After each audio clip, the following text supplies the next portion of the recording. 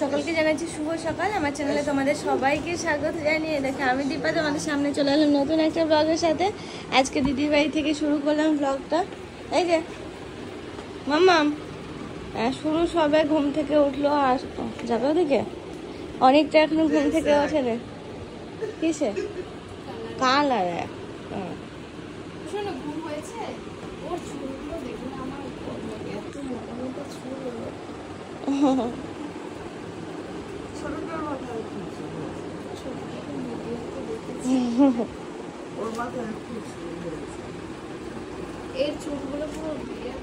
তো দেখো অনেকটা এখনো ঘুমাচ্ছ, এখনো ওঠেনি, দিদি ঘুম থেকে ওঠেনি। আর মোটামুটি সবাই কিন্তু ঘুম থেকে উঠে পড়েছে। আমিও ঘুম থেকে উঠেছি, তবে আমি হাফ রেডি হয়ে গেছি আর হাফ রেডি হওয়া বাকি আছে। ওই 9টা নাগাদ বেরিয়ে পড়বো।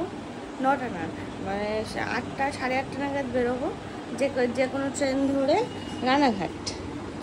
তারপর এই গেদে লোকালটা এখন ধরবো না, পরেরটা যে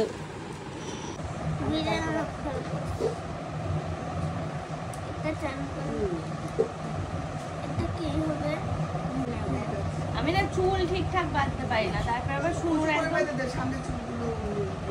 আসবে। ও তারপরে কি হয়েছে বলো তো, শুনুর এত সিল্কি চুল তার একদিক থেকে নিয়ে আর একদিক থেকে বেরিয়ে যায়। সামনের গুলো আসবে না। আচ্ছা শুনো সামনের গুলো, হ্যাঁ আসে, পিছনের গুলো বেরিয়ে যাবে। না না এখানে কাটা দিয়ে বেঁধে দাও, দুটোকে বেঁধে দিলে সব দুটো চলে আসে না। বিনানি হলেও হবে।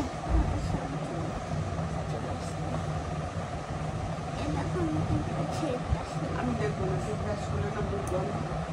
দুটো এরকম ক্লিপ দিয়ে দিলাম। ক্লিপ নিয়ে আসছিস না? ক্লিপ আছে তো, দেখ কত ক্লিপ আমরা কিনে দিয়েছি। আবার 30টা ক্লিপ আছে। আমাদের 3-4টে বার করেছে, সে কোথায় রেখে দেবো ভগবান জানে। আবার ছোটটার জন্য সব হারিয়ে যাবে। ছোটটার জন্য আবার ইয়া কিনে দিয়েছে একটা। এই দাঁড়া দেখো রেডি তো হয়ে গেছি, তবে এখন বাড়ি যাওয়ার পালা। আর বাড়ি যাওয়ার আগে যে না খেয়ে গেলে তো আর ছাড়বে না। তবে আমার মাথায় জানো তো সবসময়ের জন্য একটা চিন্তাই রয়েছে যে বাড়িতে গিয়ে রান্না করব। অর্পণ খাবে, কখন আসবে না আসবে বাজার থেকে, তো তার আগে আমাকে রান্না করতে হবে। আমি ফাইনালি রেডি হলাম, কৃষ্ণগড়টা ধরবো। এটা এখন টিভি দেখছে, অনেকটা এখন ঘুম থেকে ওঠেনি। কাকিমাটা চলছে, এক একজন এক এক কাজে ব্যস্ত। ওদিকে রান্না বান্না চলছে। আর এই হচ্ছে অনেক বাবু দুষ্টুটা।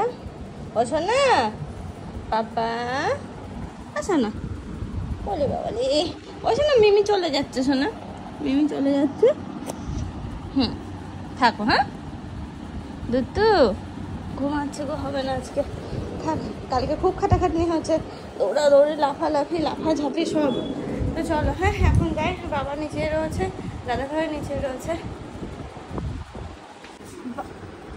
না আমি যাই এখন বাড়ি, আবার আসবো, আবার কদিন পরেই আসবো।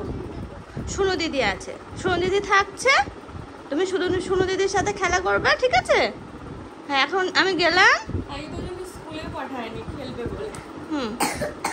থাকো, হ্যাঁ শোনা, আমার এবার ট্রেন ধরতে হবে। দাদা নিচে রয়েছে, নাও হাতটা দাও একটু। ওরে বাবা, এই তো আমি চলবে শোনা, আমি তো দিদি থাকো, হ্যাঁ শোনা। চলে গেলাম, থাকো, টাটা করো।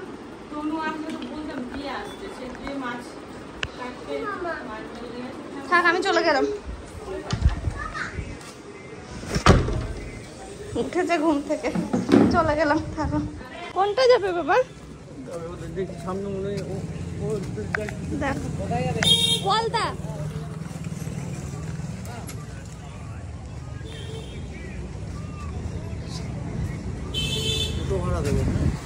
দুটো ভাড়া। হ্যাঁ হ্যাঁ খেয়েছি। চলো হ্যাঁ, তুমি এখন ওই বাড়ি যাবে? আচ্ছা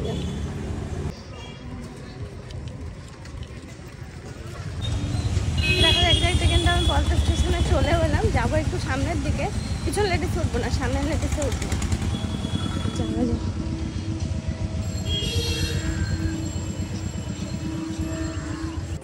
দেখো আমি দিদির বাড়ি থেকে অনেকটা সকালেই বেরোতে পারতাম, মানে ঘুম থেকে উঠে, কিন্তু মনে হলো যে অনেকটার সাথে দেখা হবে, কথা হবে না, ও তো জানতেই পারবে না যে ওর মিমি চলে গেছে, তো দেখতেই পারবে না, তো সেই ভেবে আর কি থেকে গেলাম, কারণ আবার কবে আসা হবে না হবে। দেখো এখন আর সচরাচর এদিক সেদিক অতটা যাওয়া হবে না, কোনো অনুষ্ঠান না হলে, বুঝতেই পারছো পরিস্থিতি সব কিছু। দেখো আবার ট্রেনটা পেয়ে গেলাম, ভেবেছিলাম যে পাবো না, কেঁদে লোকাল শান্তিপুরে এসে পেয়ে গেছি, মানে এখনো ট্রেনের কাছে যাইনি।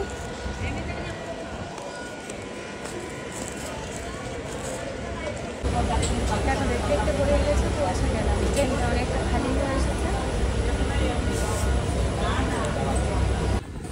দেখো এখন আমি গেদে লোকালে উঠে পড়েছি। গেদে লোকালে ওঠার পর থেকে পরিবেশটা পুরোই পরিবর্তন হয়ে যায়, বাইরের দিকে তাকালে মন পুরো মুগ্ধ হয়ে যায়, কারণ সবুজে সবুজ। আর এখন যেহেতু বর্ষাকাল, পরিবেশটাই পুরো অন্যরকম, পুরো সবুজে সবুজ, চোখ পুরো একদম ধাঁধিয়ে যায়, এত ভালো লাগে না। দেখো দেখতে দেখতে প্রায় মাঝদার কাছেই চলে এসেছি, আর এই টার্নটা দেখতে খুব ভালো লাগে। আমি চেষ্টা করি সবসময়ের জন্য এই জায়গাটায় বাইরে বেরিয়ে আসতে, কারণ এখানটাতে তো একটু পরেই নামবো, তো এই টার্নটা দেখতে খুব ভালো লাগে। একটু গেটের কাছে গিয়ে দাঁড়াই, ট্রেন থেকে নেমেও পড়লাম। ট্রেন আমাদেরকে নামিয়ে দিয়ে সোজা তার গন্তব্যের দিকে ছুটে চললো। এখানে চলে এলাম ফল নিতে, ফলের দোকানে একটু আম একটু কলা। জাস্ট ঘরে ঢুকলাম, আমার বরের অবস্থা দেখো, কাল রাত্রে খেয়েছে। আমি আসার আগে যদি ও চলে আসতো সব পরিষ্কার করে ফেলতো, কিন্তু আসেনি যেহেতু, ওই জন্য এরকম ভাবে পড়ে রয়েছে, কাল দুপুরের জিনিস থেকে শুরু করে এখনো পর্যন্ত। থালা বার করা কোনোদিনই অভ্যাস ছিল না। আমি যখন একসাথে খাই, ও হয়তো আলাদা খেলো, পরে খেলো, তখন দিব্যি সরিয়ে রাখে, কারণ জানে দীপা ক্যাট ক্যাট করবে, ওইসব জিনিস একদম পছন্দ করে না, নোংরা জিনিস। তো দেখো কালকে পেয়েছে সুযোগ পেয়ে সুযোগের সৎ ব্যবহার করেছে। আমার তো কিছু বলার নেই, যেহেতু বরকে একা ফেলে রেখে গেছি আমি। আসলে ওই আমাকে বলেছিল যে তুমি তোমার মতো কাজ চালিয়ে যাও, তুমি আমার জন্য ভেবো না, কোনোদিনই আমার জন্য ভাববে না, আমি মানে আমার দিক থেকে কোনো ব্যাপার নেই, তোমার কাজ কমপ্লিট হলে তুমি আসবে, এটা তো বলে দিয়েছিল। প্লাস দাদা ভাই বিকালবেলা ফোন করে বারবার করে মানে অর্পণকে বললো, কি করে দাদা ভাইয়ের কথাই বা অমান্য করে, তো সেই জন্য আর কি থেকেই গেছিলাম। আর বারবার করে বলছিল যেহেতু, তো ভাবলাম তাহলে থেকেই যাই রাতটা, তো আসলাম বাড়ি।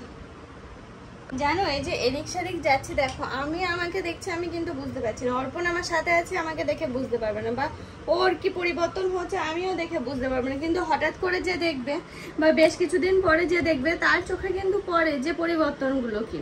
ঠিক আমিও যখন দিদির বাড়ি যাই, সবাই বলছে দীপা অনেক রোগা হয়ে গেছে, অনেকটা রোগা হয়ে গেছে। দেখো রোগা যে খুব বেশি হয়েছে তা না, যা ওয়েট ছিল মাত্র 3 থেকে 4 কেজি ওয়েট লস হয়েছে আমার, তাতেই অনেকটা ঝরে গেছি, অনেকটা মানে সেই কি বলবো, আজ থেকে 7 বছর আগে আমি ঠিক যেমন ছিলাম সেই রকম হয়ে গেছি। মানে দার্জিলিং যখন গেছিলাম, দার্জিলিংয়ের কথাটা মনে আছে, কারণ হচ্ছে দিদি দাদা ভাই আর আমি দার্জিলিং গেছিলাম, সেখানে গিয়ে ওয়েট হয়েছিলাম, মানে একটা হোমস্টেতে ছিলাম, তো সেখানে ওয়েট মেশিন ছিল, আমরা সবাই আনন্দ করে ওয়েট হয়েছিলাম, তো সেই টাইমটার কথা মনে আছে। তো তার মানে সেই রকম ওয়েটে আজ আমি ফিরে এসেছি, তো ভালো লাগছে। সেই টাইমটাও মানে চেহারা ভালো ছিল এখনো, কিন্তু এখন কি বলতো বিয়ের পর তো একটু তো হেলদি ছিলাম, তো যখন রোগা হয়ে গেছে সবার চোখে লাগছে। আবার রিকভার করব খুব তাড়াতাড়ি যদি মনে হয়, তবে আমার একটু রোগা হওয়ার খুব প্রয়োজন ছিল, হয়েছি ভালো হয়েছে, কিছুদিন পর আবার চেষ্টা করব ঠিক হয়ে যাওয়ার। ঝটপট করে ঘর দূরগুলো পরিষ্কার করে, তো এই দেখো সব এরকম অবস্থায় হয়ে রয়েছে, সব কিছু পরিষ্কার করবো, ঘর বারান্দা সব ঝাড় দিতে হবে। দেখো অবস্থা